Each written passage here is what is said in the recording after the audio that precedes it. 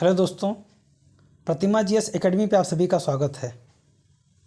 दोस्तों, आधुनिक भारत इतिहास में आज हम चर्चा करेंगे जलियांवाला बाग हत्याकांड और उससे जुड़ी हुई समितियाँ। आप लोग लाइक करें, शेयर करें और जिन दोस्तों ने अभी तक हमारे चैनल को सब्सक्राइब नहीं किया है वो सब्सक्राइब कर लें। दोस्तों, मैंने बताया था रौलेट एक्ट पारित किया गया था। नो अपील, नो दलील, नो वकील। मतलब सिडनी रौलेट के नेतृत्व में एक ऐसा अधिनियम लाया गया, एक ऐसा एक्ट पारित किया गया जिसमें किसी भी भारतीय को संदेह के आधार पर गिरफ्तार किया जा सकता था। यानी कि वर्तमान में भारतीय संविधान के अनुच्छेद 22 के सब क्लास 3 से 7 के पास में जो बातें बताई गई हैं निवारक निरोध अधिनियम।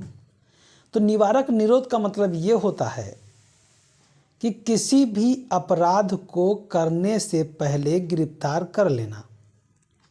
यानी गिरफ्तारी इसलिए नहीं किया जाता था कि किसी को प्रताड़ित करना का मतलब था। इसका मतलब ये था कि किसी को अपराध ना करने दिया जाए, यानी अपराध करने से उसे रोक लिया जाए। तो ये तो आज़ादी के बाद रखा गया समझ में आता है। अंग्रेज़ों ने हमारे यहाँ 1919 में सिडनी रौलेट के नेतृत्व में जो रौलेट एक्ट पारित किया था उसमें किसी भी व्यक्ति को कभी भी गिरफ्तार किया जा सकता था और कहीं भी किसी भी जेल में बंद किया जा सकता था। उसके लिए ना तो उन्हें पूर्व सूचना दी जा सकती थी और ना ही वो किसी वकील को रख सकते थे, ना ही कहीं अपील कर सकते थे, ना ही कहीं दलील दे सकते थे। मतलब एक ऐसा काला कानून जिसे महात्मा गांधी जी ने कहा। महात्मा गांधी जी ने उस एक्ट को काला कानून घोषित किया था। अब जब महात्मा गांधी जी इसके विरोध में दिल्ली जा रहे थे और उन्होंने 6 अप्रैल को घोषित कर दिया था कि किसी भी रूप में इस अधिनियम को, इस एक्ट को स्वीकार नहीं किया जाएगा। उन्होंने काला कानून घोषित कर दिया और दिल्ली के तरफ चल पड़े। दिल्ली के पास पलवल के पास में 9 अप्रैल को महात्मा गांधी जी को गिरफ्तार कर लिया जाता है। जब महात्मा गांधी जी को गिरफ्तार कर लिया जाता है तो हिंदुस्तान की जनता क्रोधित हो जाती है। हर जगह विद्रोह होने लगते हैं। रौलेट एक्ट के खिलाफ लोग एकत्रित होने लगते हैं और आगे चल करके 10 अप्रैल को डॉक्टर सैफुद्दीन किचलू और डॉक्टर सतपाल को गिरफ्तार कर लिया जाता है। अब इन दोनों लोगों को जब गिरफ्तार किया गया तब जनता पंजाब की ओर भड़क गई। 10 तारीख को जब जनता एकत्रित होने लगी और यहाँ तक कि इस बातों को भी दोहराया गया कि रौलेट एक्ट के खिलाफ और साथ ही महात्मा गांधी जी के गिरफ्तारी के खिलाफ आंदोलन छेड़ा जाए। लेकिन तब तक अंग्रेज समझदार थे। महात्मा गांधी जी को मुंबई ले जाकर के छोड़ दिए। उन्हें पता था कि यदि महात्मा गांधी को हम गिरफ्तार करके रखेंगे तो आंदोलन तूल पकड़ लेगा और बहुत ऊपर तक चला जाएगा। महात्मा गांधी को छोड़ दिया गया। लेकिन जब डॉक्टर सैफुद्दीन किचलू और डॉक्टर सतपाल को गिरफ्तार किया गया तब जनता वहाँ की एक बाग था जिसका चारों तरफ से बुनियाद कह सकते हैं दीवार था और 4-4 फीट के 2 दरवाजे निकलने के लिए केवल थे। उसमें एक सभा बुलाई गई। जब यह सभा बुलाई गई तो वहाँ पर एक हंसराज नाम का व्यक्ति, कहा गया है कि घर कभी टूटा ना होता या घर का भेदी घर का ना होता, वहीं का एक व्यक्ति हंसराज अंग्रेजों से मुखबिरी कर दिया और 13 अप्रैल को जनरल डायर ने 150 सैनिकों के साथ 150 सैनिक इसके साथ जा कर के और वहाँ पर उस भीड़ पे गोली चलाने का आदेश दे देते हैं। अब भीड़ भाग भी नहीं सकती थी। उस स्थिति को इस तरह से बयां किया गया है इतिहास में कि पढ़ाते हुए भी अंदर से कष्ट होता है कि कोई व्यक्ति कहीं कूद जा रहा था, कोई गोली खाने चले में कुआं में कूद गया, कोई कहीं भाग रहा था और गेट पर 2 तरफ गेट था और दोनों तरफ वहीं पे पुलिस को खड़ा कर दिया गया, सेना को खड़ी कर दिया गया और गोली चलाने का आदेश दे दिया गया। जो व्यक्ति निकलता था मौत के मुंह में समा जाता था। कहा जाता है कि लगभग 1000 लोग मारे गए और 1200 से ऊपर लोग घायल हो गए। लेकिन वहीं सरकारी आंकड़े बताते हैं कि 379 लोग मारे गए और 1200 लोग घायल हुए। लेकिन जो भी रहा, इस निर्मम हत्या के आगे अंग्रेजों ने कभी न तो माफ़ी मांगा और ना तो उन्होंने सज़ा दिया जनरल डायर को। अंग्रेजों ने जब 4 महीने के बाद अक्टूबर में एक कमेटी बैठाई जांच करने के लिए, मतलब 4 महीने तक इन लोगों को जो नहीं रहेगा कि हमने जो गलती किया है या जनरल डायर ने आवेश में आकर के जो गलती किया है उस पर भारतीयों के सिंपैथी या भारतीयों के साथ कुछ उदारवादी व्यवहार किया जाए। जब इन्हें लगा कि महात्मा गांधी बहुत ही अग्रेसिव रूप में, जबकि वो अहिंसा के पुजारी ही थे, मदन मोहन मालवीय भी उनके साथ थे, लेकिन वो अहिंसा के नहीं, वो हिंसा भी जानते थे। जब इनको लगा कि दिक्कतें बहुत ज़्यादा आ जाएंगी तो उन्होंने लॉर्ड हंटर के नेतृत्व में एक समिति बैठा दी। समिति रिपोर्ट देती कि उसके पहले ही उन्होंने एक बिल पारित किया ब्रिटेन में और जनरल डायर को दिखावे के रूप में बर्खास्त कर दिया गया और सज़ा भी कैसी दी गई, ये सम्मान देते हुए कि lion of the British empire in this entire the world, मतलब कि इतना बड़ी उपाधि कि पूरे विश्व में ब्रिटिश शेर है जनरल डायर। और एक वहां का समाचार पत्र था, उसने 2600 पाउंड की राशि एकत्रित किया था इन्हें इनाम देने के लिए। यह सजा तो समझ में नहीं आया कैसा था। अब इन्हें इस उपाधि को दिया गया, लेकिन वही जनरल डायर ये भूल गए कि जलियांवाला बाग में एक छोटा सा बच्चा खड़ा था और उसने इस निर्मम हत्या को देखा था। उसने वही कसम खा ली थी कि मेरी जिंदगी का केवल एक मकसद है कि जनरल डायर के सीने पे गोली मारूंगा, वो चाहे जहां रहें, और यदि उनकी मौत हमसे मिलने से पहले हो जाती है तो उनके कब्र को खोद करके गोली मारूंगा। ये प्रण कौन लिया था? ये उधम सिंह ने लिया था, जो कि 1940 में जा करके एक पादरी का भेष धारण करके बाइबिल में रिवाल्वर के कटिंग काट करके और उसमें रिवाल्वर छिपा करके लंदन में जा करके जनरल डायर के सीने पे गोली मारे थे। वहीं पे इन्हें फांसी दे दी गई थी। लेकिन उन्होंने जो प्रण लिया था, 21 साल बाद 21 साल लग गए उन्हें अपने इस लक्ष्य को प्राप्त करने में, लेकिन उन्होंने उस लक्ष्य को प्राप्त किया। अब हंटर कमेटी अपनी रिपोर्ट देती कि उसके पहले ही वहाँ पे बिल पारित कर दिया गया।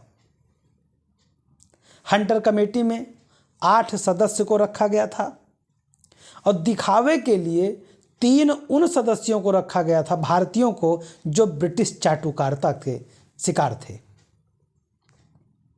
जगत नारायण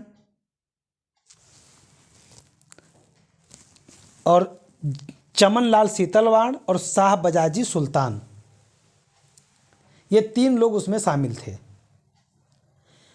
लेकिन भारत के जो कांग्रेस के सदस्य थे उन लोगों को उन पे भरोसा नहीं हुआ। मदन मोहन मालवीय के नेतृत्व में एक तहकीकात समिति बनाई गई जिसमें मोतीलाल नेहरू, महात्मा गांधी, तैयब जी आदि लोग शामिल थे। जब उन्होंने जांच किया तब उन्होंने पाया कि ये तो शांतिपूर्ण सम्मेलन के रूप में केवल अपने नेता के गिरफ्तारी के खिलाफ एकत्रित हुए थे। उनका तो कोई दोष भी नहीं था और निर्दोषों पे गोली चलाई गई थी, निर्दोषों की हत्या की गई थी। तो उसके विरोध में भी हमारे रविंद्रनाथ टैगोर साहब, जिन्हें नाइटहुड की उपाधि दी गई थी, उन्होंने वापस कर दिया। ब्रिटिश भारतीय कार्यकारिणी में शंकर नायर महोदय जो भारतीय सदस्य थे, उन्होंने त्यागपत्र दे दिया और ब्रिटिश के खिलाफ आंदोलन में शामिल हो गए। जलियांवाला बाग हत्याकांड 13 अप्रैल 1919 में घटित हुआ था। डॉक्टर सैफुद्दीन किचलू और डॉक्टर सतपाल के गिरफ्तारी के रूप में जो है लोग एकत्रित हुए थे। 10 अप्रैल को शांतिपूर्ण जुलूस निकाले और 13 अप्रैल को ये घटना हो गई। Colonel Reginald Edward Harry Dyer इनका पूरा नाम था। इन्हें आप जनरल डायर के रूप में समझ सकते हैं। 150 सैनिकों के साथ फायरिंग किए। 379 लोग सरकारी रिपोर्ट के अनुसार मारे गए और 1200 से ज़्यादा घायल हुए, जबकि अन्य रिपोर्ट जो प्राइवेट हैं वो बताती हैं कि 1000 से ज़्यादा लोग मारे गए। दीनबंधु CF यंड्रूज ने कहा कि यह जानबूझकर किया गया क्रूर हत्या है। जानबूझकर किया गया एक क्रूर हत्या है। रविंद्रनाथ टैगोर ने विरोध स्वरूप नाइटहुड की उपाधि वापस कर दिया और वायसराय के कार्यकारिणी में भारतीय सदस्य शंकर नायर ने त्यागपत्र दे दिया। शंकर नायर ने त्यागपत्र दे दिया। अब घटना अप्रैल में होती है और एक समिति ब्रिटिश सरकार बैठाती है 4 महीने के बाद, यानी 1 अक्टूबर को बैठाती है कि आप रिपोर्ट दीजिए वहाँ का क्या स्थिति है। और इसमें 8 सदस्य होते हैं। लॉर्ड हंटर इसके अध्यक्ष होते हैं। Justice sir George, WF Rice, George Barrow, sir Thomas Smith, Jagat Narayan, Chamanlal Setalvad और शाह बजाजी सुल्तान, इन 3 लोगों का नाम याद रखिए। 8 सदस्य में 3 भारतीय ही थे, जगत नारायण, चमनलाल सीतलवाड़, शाह बजाजी सुल्तान।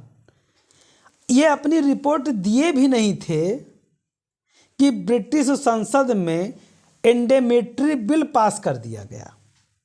इंडेमेटरी बिल इसलिए पास कर दिया गया और उसमें दिखावे में डायर को बर्खास्त कर दिया गया, लेकिन हाउस ऑफ लॉर्ड ने डायर को ब्रिटिश साम्राज्य का शेर कह करके संबोधित किया और 2600 पाउंड की इनाम राशि भी दिया, जिसे मॉर्निंग पोस्ट ने, ये समाचार पत्र था, इस मॉर्निंग पोस्ट के द्वारा जो है एकत्रित किया गया था। यह धनराशि 2600 पाउंड बहुत होता है।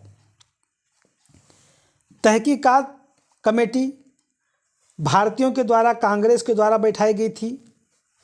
मदन मोहन मालवीय साहब को इसका अध्यक्ष बनाया गया था और इसके साथ में मोतीलाल नेहरू, महात्मा गांधी, CR दास, तैयब जी, MR जयकर लोग शामिल थे।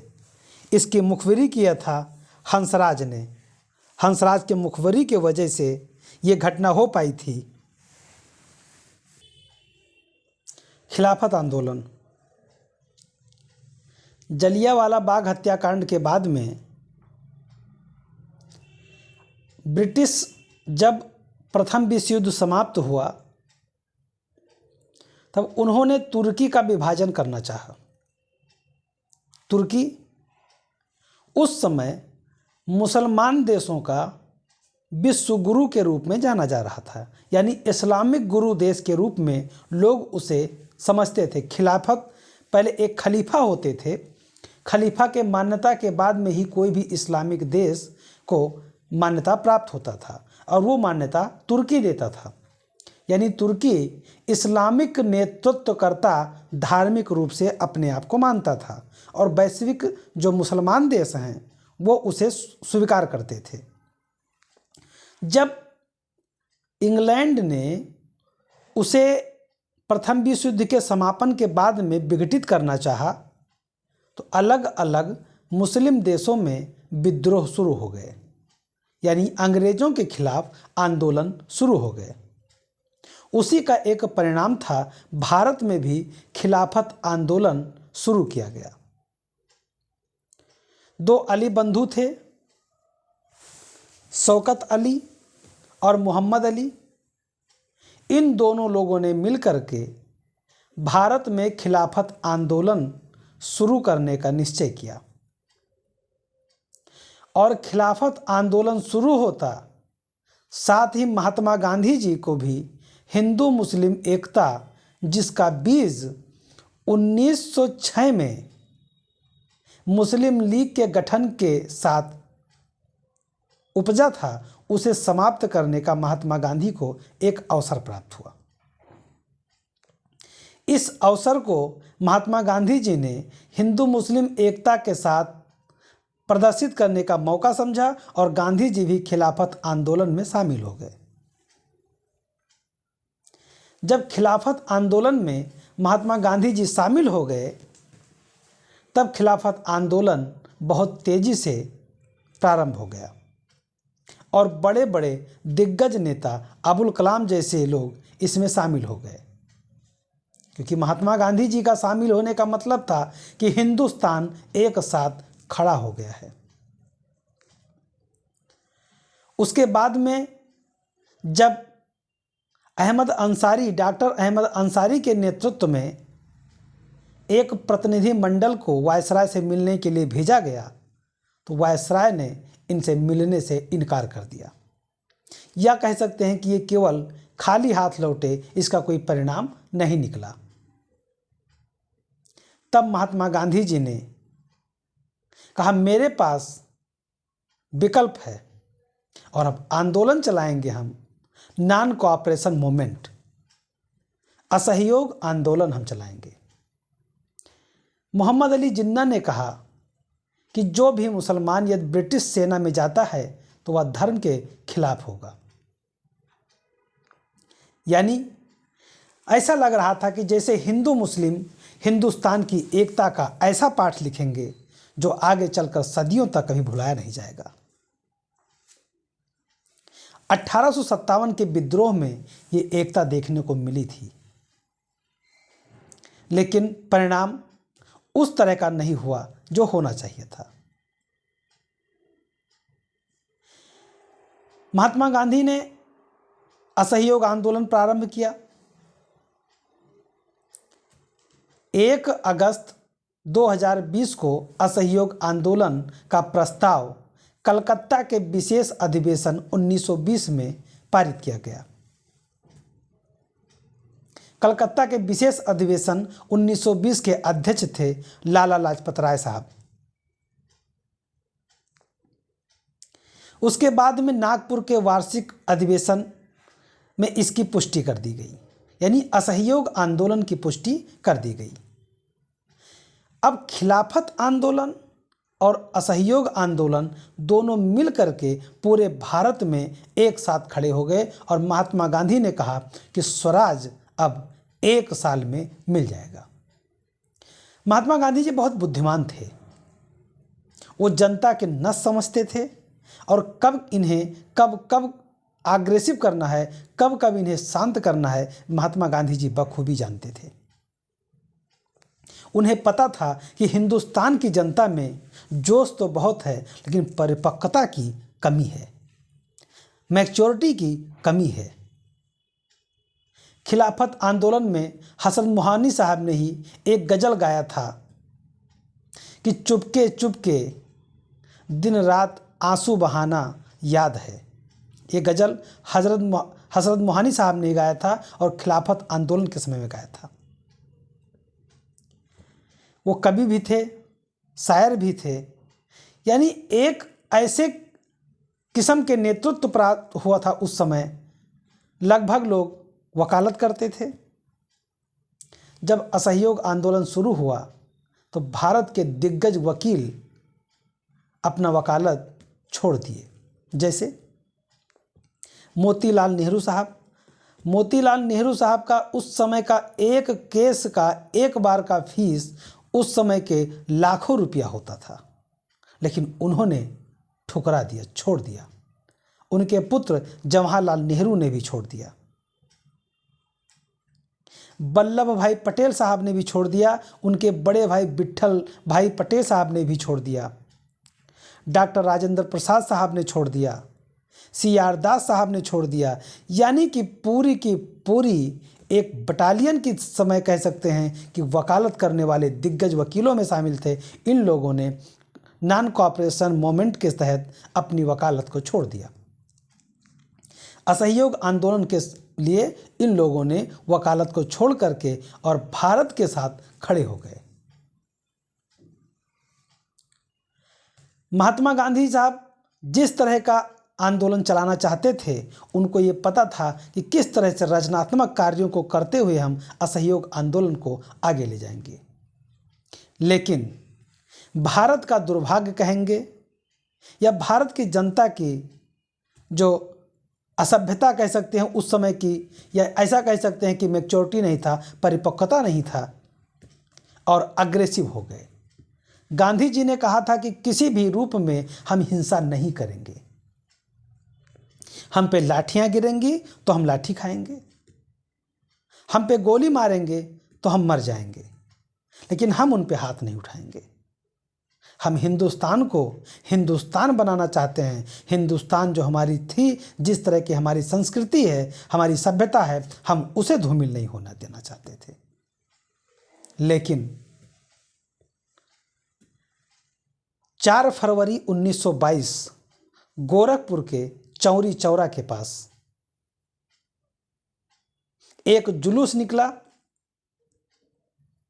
और फिर वहां पर पुलिस के द्वारा थोड़ी सी बर्बरता दिखा दी गई। और फिर क्या था, 5 फरवरी 1922 को भीड़ ने उस चौरी चौरा के थाने को ही जला दिया, जिसमें 22 पुलिसकर्मी शहीद हो गए, मौत के घाट उतार दिए गए। जिसको लेकर के अन्य नेता को तो बहुत आश्चर्य नहीं हुआ। मोतीलाल नेहरू जैसे, सुभाष चंद्र बोस जैसे इन लोगों ने तो खुशी जाहिर किया कि जनता अब इतना अग्रेसिव है कि अंग्रेजों को उखाड़ कर फेंक देगी। लेकिन महात्मा गांधी जी बहुत दुखी हुए। उन्होंने 12 फरवरी 1922 को असहयोग आंदोलन को स्थगित कर दिया और खुद इतना क्षुब्ध नजर आए। उन्होंने कहा कि हम आंदोलन वापस लेते हैं। और आंदोलन वापस लेने के लिए जब प्रस्ताव पारित किया जा रहा था, तभी मोतीलाल नेहरू साहब ने कहा कि अगर इतने बड़े हिंदुस्तान के एक कोने में छोटी सी घटना हो भी जाती है तो इसमें कौन सा पहाड़ फाट पड़ा।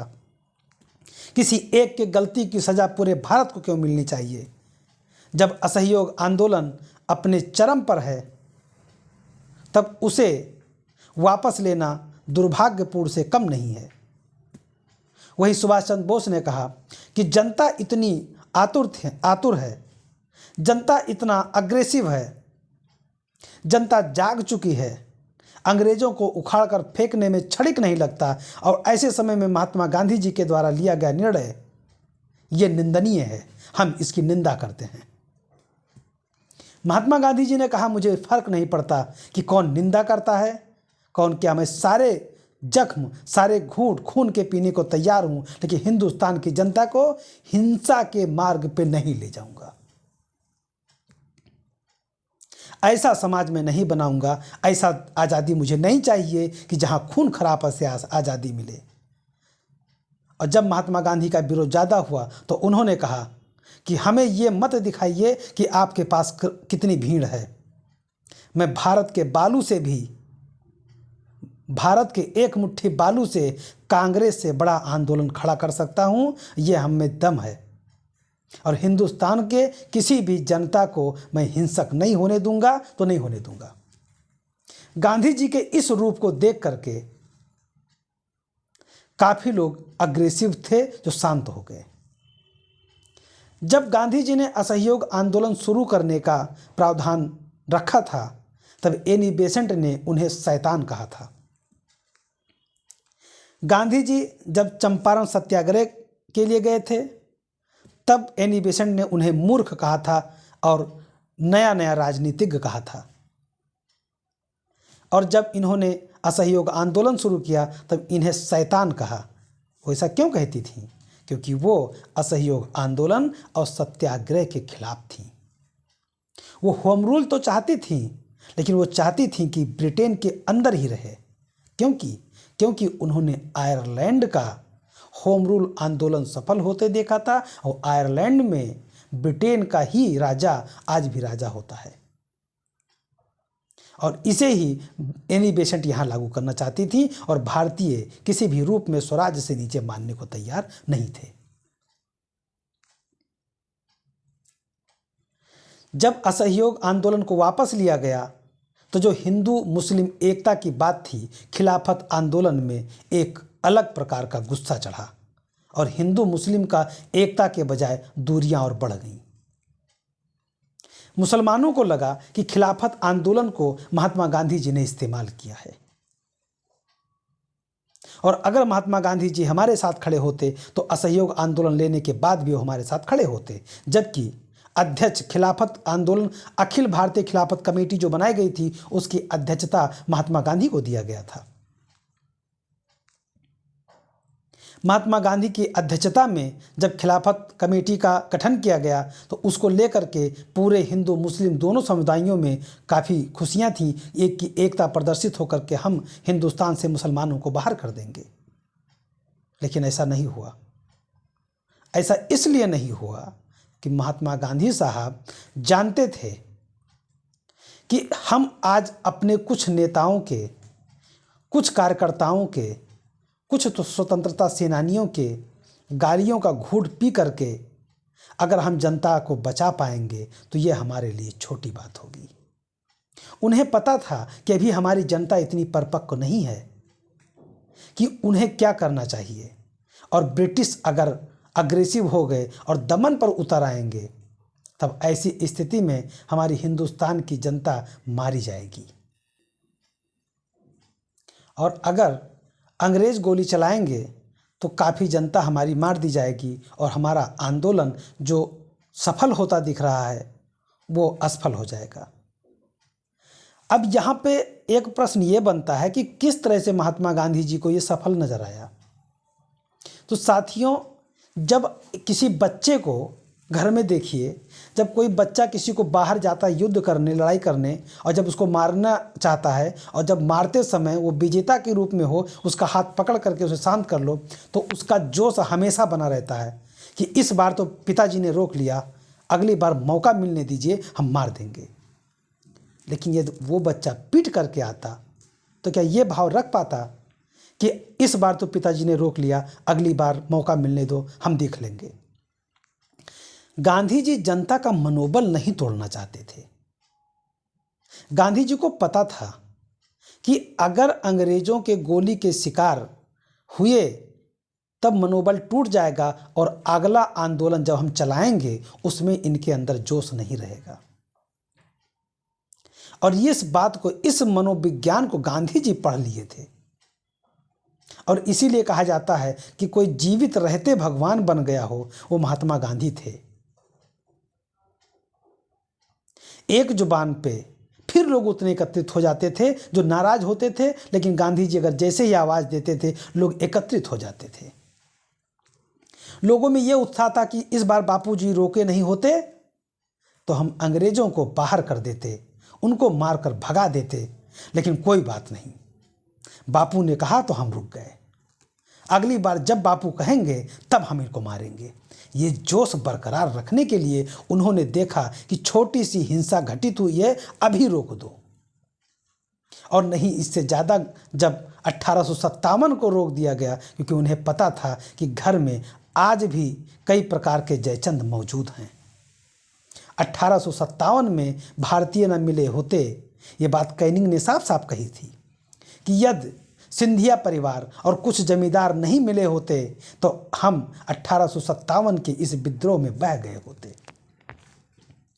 इसी तरह का 1920 में भी काफ़ी भारतीय ऐसे थे जो अंग्रेजों के चाटुकारिता करते थे, वो उनके साथ खड़े हो जाते और जनता को दबा दिया जाता, तो फिर आंदोलन असफल नजर आता। और इसीलिए महात्मा गांधी जी इसको नहीं होने देना चाहते थे। तो दोस्तों, प्रथम विश्व युद्ध के उपरांत ब्रिटेन के द्वारा तुर्की को विघटित कर दिया गया और इसके विरोध में खिलाफत आंदोलन शुरू हुआ था। खिलाफत आंदोलन के नेता थे शौकत अली और मोहम्मद अली, ये दोनों भाई थे, इसीलिए इन्हें अली बंधु कहा जाता है या शौकत बंधु कहा जाता है। सितंबर 1919 में अखिल भारतीय खिलाफत कमेटी का गठन किया गया, जिसकी अध्यक्षता गांधी जी को दिया गया। और इसमें शामिल थे शौकत बंधु, अबुल कलाम, हकीम अजमल, हजरत मोहानी आदि लोग इसमें शामिल थे। ये वही हजरत मोहानी साहब हैं जो कवि भी थे, शायर भी थे। इन्होंने कहा था, चुप के आंसू बहाना, दिन रात आंसू बहाना हमें याद है। ये गज़ल इन्हीं साहब की है। 17 अक्टूबर 1919 को अखिल भारतीय स्तर पर खिलाफत दिवस मनाया गया और मोहम्मद अली जिन्ना साहब ने मुसलमानों को ब्रिटिश सेना में शामिल होने से मना कर दिया और इसे इस्लामिक धर्म के खिलाफ बताया। 13 जनवरी 1920 को डॉक्टर अहमद अंसारी के नेतृत्व में एक प्रतिनिधिमंडल वायसराय से मिलने भेजा गया, लेकिन ये खाली हाथ आए। और फिर गांधी जी ने इसका समर्थन असहयोग आंदोलन शुरू करके दिया, जिसका प्रारंभ 1 अगस्त 1920 को हुआ था और समापन 12 फरवरी 1922 को हुआ। असहयोग आंदोलन के समय कांग्रेस कलकत्ता विशेष अधिवेशन में इसके प्रस्ताव को पास किया गया, जिसे 1920 के नागपुर के वार्षिक अधिवेशन में पुष्टि कर दी गई। एनी बेसेंट ने असहयोग आंदोलन शुरू करने के लिए गांधी जी को शैतान के रूप में संबोधित किया था। तिलक साहब, ये सोचिए, एक तरफ असहयोग आंदोलन शुरू होता है और 1 अगस्त 1920 को तिलक साहब की अर्थी भी उठती है और फिर तिलक साहब के नाम पर तिलक स्मारक कोष बनाया जाता है और उसमें चंदा के रूप में 1 करोड़ रुपया इकट्ठा होता है उस समय, जो रचनात्मक कार्यों के लिए गांधी जी लगाने के लिए कहते हैं। असहयोग आंदोलन के लिए मोतीलाल नेहरू, जवाहरलाल नेहरू, सरदार पटेल, विट्ठल भाई पटेल, राजेंद्र प्रसाद, CR दास आदि ने वकालत से अपना त्यागपत्र दे दिया। गांधी जी भी कैसरे हिंद की उपाधि, जुलू युद्ध पदक, बोअर पदक, ये सब इन्होंने भी वापस कर दिया, इन्होंने ही वापस कर दिया।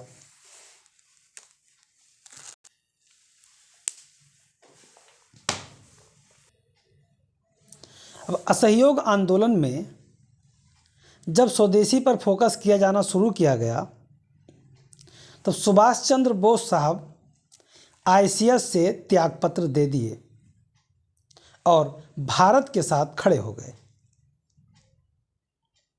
सुभाष चंद्र बोस को राष्ट्रीय विश्वविद्यालय का प्रधानाचार्य बनाया गया। नेशनल विश्वविद्यालय कलकत्ता के पहले प्रधानाचार्य बनाए गए थे अरविंद घोष, लेकिन उस समय जब इन्होंने त्यागपत्र दिया तब सुभाष चंद्र बोस को प्रधानाचार्य बना दिया गया। असहयोग आंदोलन में सर्वाधिक प्रभाव शिक्षा पर देखा गया और आह्वान किया गया था कि जो लोग आज़ादी तक कायम रह सकें वो छात्र अपना पढ़ाई छोड़ करके भारत के आंदोलन में शामिल हो जाएं। बंगाल से 90,000 छात्रों ने स्कूल छोड़ दिया। 800 नए राष्ट्रीय कॉलेज विद्यालय बनाए गए, स्कूल बनाए गए और जिसमें दाखिला दिया गया। पंजाब में शिक्षा विरोध का आंदोलन किया था लाला लाजपत राय ने, और मद्रास में यह शिक्षा का बहिष्कार आंदोलन असफल रहा। वहाँ के छात्रों ने विद्यालय छोड़ना उचित नहीं समझा। गांधी जी जब आंदोलन वापस ले चुके थे उसके बाद में इन्हें गिरफ्तार किया गया। असंतोष फैलाने के लिए 6 साल के लिए सजा दी गई। अच्छा, गांधी जी जानते थे कि हमें कब अंदर जाना है कब बाहर आना है। ये अंग्रेज नहीं समझ पाते थे कि गांधी जी को गिरफ्तार कर रहे हैं कि गांधी जी स्वयं गिरफ्तार करवा रहे हैं। जब गांधी जी को लगता था कि आंदोलन शिथिल पड़ने लगा है, ये गिरफ्तार हो जाते थे, आंदोलन चरम पे आ जाता था। और जब गांधी जी को लगता था कि अब बाहर निकलना चाहिए तो वहाँ पे बीमार हो जाते थे, बाहर निकल आते थे। अंग्रेज बहुत परेशान थे। एक बार तो स्थिति इस तरह का हुआ कि गांधी जी ने जब आमरण अनशन शुरू कर दिया, अब लोगों को लगा कि गांधी जी मर चुके हैं, चिता उता सारी व्यवस्था बना दिया गया।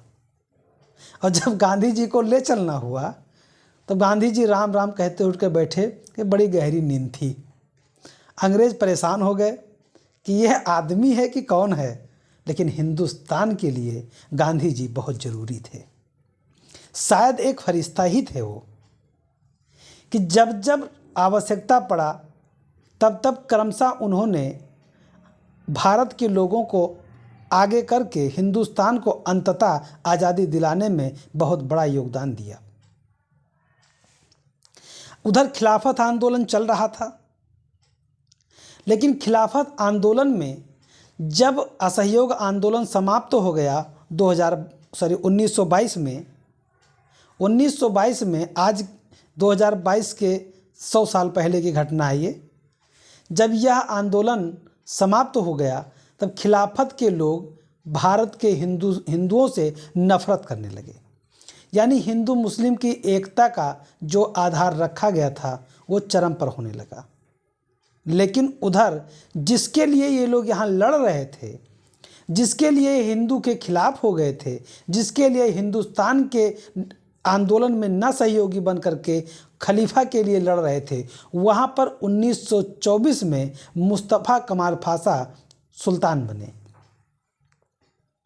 तुर्की में जब मुस्तफ़ा कमाल पाशा सुल्तान बने तब उन्होंने जो खिलाफत की यानी कि जो खलीफा का पद था उस पद को उन्होंने समाप्त कर दिया। और जैसे ही उन्होंने खलीफा के पद को समाप्त किया, पूरे विश्व के जो मुसलमान देश थे उनका अब गुरु राज्य का दर्जा समाप्त हो गया।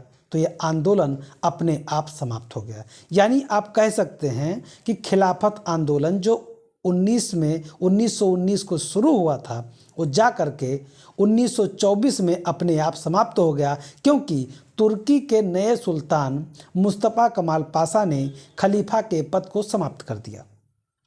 और इधर गांधी जी भी जब जेल में थे, 6 साल की सजा इन्हें दी गई थी, लेकिन गांधी जी का स्वास्थ्य खराब होने के कारण इन्हें रिहा कर दिया गया, क्योंकि अंग्रेज़ों को पता था कि कहीं सचमुच अगर गांधी जी जेल में उनका देहांत हो जाता है तो जनता ये कतई स्वीकार नहीं करेगी कि अंग्रेज़ों ने नहीं मारा है। और फिर अंग्रेज़ों का स्थिति बहुत दयनीय होगी। जो 1947 में शांतिपूर्वक यहाँ से निकल गए, वो फिर 22 से 1922-24 के आसपास ही यहाँ पर बर्बर और निर्मम हत्या के रूप में हो जाते। इसीलिए उनको पता था कि गांधी जी को सुरक्षित रखना उनकी जिम्मेदारी भी थी। असहयोग आंदोलन बंगाल में सफल रहा। 90,000 विद्यार्थियों ने स्कूल छोड़ दिया और 800 नए स्कूल, राष्ट्रीय स्कूल बनाए गए। नेशनल कॉलेज कलकत्ता के प्रधानाचार्य सुभाष चंद्र बोस को बनाया गया और इस कॉलेज के पहले जो है प्रधानाचार्य थे अरविंद घोष। इसी आंदोलन से सुभाष चंद्र बोस ने अपनी ICS का त्यागपत्र दिया था। जब इन्होंने त्यागपत्र दिया तब इनके माँ ने कहा कि आप ऐसा क्यों कर रहे हैं, इतने प्रतिष्ठित नौकरी को क्यों छोड़ना चाहते हैं। इन्होंने कहा, माँ, मैंने आपके कहने का, आपके आदेशों का पालन कर दिया, अब नौकरी छोड़ने दीजिए, क्योंकि एक माँ का आदेश का पालन करना जितना था मैंने किया, अब मेरी माँ, भारत माँ मुझे बुला रही है और जाने दीजिए। और उन्होंने घर को अपने छोड़ करके हिंदुस्तान के लिए अपने आप को समर्पित कर दिया और अंततः हिंदुस्तान के लड़ते हुए अपने जीवन की आहुति दे दी। पंजाब में नेतृत्व किए थे लाला लाजपत राय। विजयवाड़ा अधिवेशन के दौरान महात्मा गांधी जी ने खादी प्रयोग पर बल दिया था और स्वयं धोती पहनने का निर्णय ले लिया था। दोस्तों, महात्मा गांधी जी, जब लोगों को लगा कि स्थानीय कपड़ा ज़्यादा नहीं है, क्योंकि औद्योगिकरण हुआ था इंग्लैंड में, कच्चा माल हमारे यहाँ से चला जाता था, इंग्लैंड से कपड़े बनते थे, वो यहाँ आते थे और फिर बिकते थे, लोग वही पहनते थे। गांधी जी ने कहा कि हमें नहीं चाहिए उनका कपड़ा, हमें नहीं चाहिए उनका बनाया हुआ कोई भी यहाँ पे कपड़ा, ना हमें उनका गुलामी का कोई परचम चाहिए, हमें हिंदुस्तान के बुनकरों के द्वारा बने हुए खादी कपड़ा को ही पहनना चाहिए। तभी एक व्यक्ति ने टिप्पणी करते हुए कहा कि महोदय, आप सूट बूट पहन करके ऐसी बातें करते हैं, शोभा नहीं देता है, हिंदुस्तान की जनता गरीब है, आप खादी कीमत कहाँ दे पाएगी। महात्मा गांधी जी ने फिर चरखा बांटना शुरू किया। 1,000 से ज़्यादा चरखे बांटे। लगभग कहा जाता है कि वो बढ़ करके 25,000 के ऊपर पहुंचा दिए थे चरखा बांटने में, और स्वयं वहीं पर एक धोती के माध्यम से पूरा जीवन जीने का संकल्प महात्मा गांधी ने ले लिया। ये विजयवाड़ा में लिया गया था संकल्प। उन्होंने संकल्प ले लिया और कहा कि हिंदुस्तान में इतनी क्षमताएं हैं कि हर व्यक्ति खाना खा सके और हर व्यक्ति कपड़ा पहन सके, और स्वयं चरखा चलाना शुरू कर दिए। जब गांधी जी समय पाते थे तो सूत काटते थे, जब गांधी जी समय पाते थे तो चरखा चलाते थे। गांधीवादी एक नेता हमारे प्रधानमंत्री रह चुके हैं, लाल बहादुर शास्त्री, ये कहते थे कि हम कटोरा नहीं लेंगे, हम विश्व के आगे नहीं झुकेंगे, हमारे हिंदुस्तान की जनता है, एक टाइम खाना कम खाएगी, फिर भी हम जिंदा रहेंगे। एक समय आएगा कि हम हिंदुस्तान को अपने खाद्यान्नों को निर्यात करने के लायक बना देंगे। उन्होंने नारा दिया था, जय जवान जय किसान। उन्होंने कहा था, बॉर्डर पर किसान खड़े हैं जो रक्षा हमारी करते हैं, घर में भी तो बॉर्डर पे सैनिक खड़े हैं जो रक्षा हमारी करते हैं, अंदर भी तो किसान हैं जो उस योग्य बनाते हैं। उन्होंने कहा, अगर हमारे जवान सशक्त हैं, हमारे किसान सशक्त हैं, तो हिंदुस्तान को किसी भी विश्व के शक्ति के आगे झुकने की जरूरत नहीं है। महात्मा गांधी ने कहा था कि हिंदुस्तान में इतनी ताकत है कि सबको रोटी मिल सके, सबको कपड़ा मिल सके। तो महात्मा गांधी ने अपने योगदान के तहत और स्वयं एक संकल्प लिया और एक धोती में वो पूरा जीवन चलाते थे। अब एक ही धोती में पूरा ज़िंदगी नहीं चला, लेकिन एक बार में केवल एक कपड़ा वो पहनते थे, वो भी धोती, वही नीचे लपेटते थे और ऊपर थोड़ा सा ओढ़ करके और हिंदुस्तान को आज़ाद कराने के लिए संघर्ष करते रहे। कांग्रेस के सदस्यों को खादी अनिवार्य किया गया था 1926 में गुवाहाटी अधिवेशन में। ये असहयोग आंदोलन से हट करके है, लेकिन एक स्पेशल सूचना था जो कि खादी की बात थी, इसलिए मैंने यहाँ पे बता दिया कि कांग्रेस के सदस्यों को अनिवार्य कर दिया गया था गुवाहाटी अधिवेशन में। अब इतना देखिए कि हिंदू मुस्लिम एकता इतनी चरम पे पहुँच गई कि स्वामी श्रद्धानंद जी को दिल्ली की जामा मस्जिद की चाबी दे दी गई और वहाँ से भाषण देने के लिए अनुमति। वहीं डॉक्टर सैफुद्दीन किचलू को स्वर्ण मंदिर की चाबी दे दी गई और वहाँ से भाषण देने की अनुमति। एक अनन्य प्रकार की हिंदू मुस्लिम एकता देखने को मिली। एक तरफ कहा गया कि कितनी भी आज़ादियों के रंग हमने देखे हैं, ये हिंदुस्तान है जनाब, यहाँ अल्लाह भी आवाज़ देते हैं, यहाँ राम भी आवाज़ देते हैं, यहाँ अजान भी सुनी जाती है, यहाँ राम के कथे भी सुने जाते हैं। लेकिन धीरे धीरे इस एकता को नज़र लगी और फूट डालो राज करो की नीति के तहत अंततः मोहम्मद अली जिन्ना जैसे लोगों ने पाकिस्तान अलग करके भारत के टुकड़े कर दिए। आज पाकिस्तान रो रहा है कि उसने गलती कहाँ की।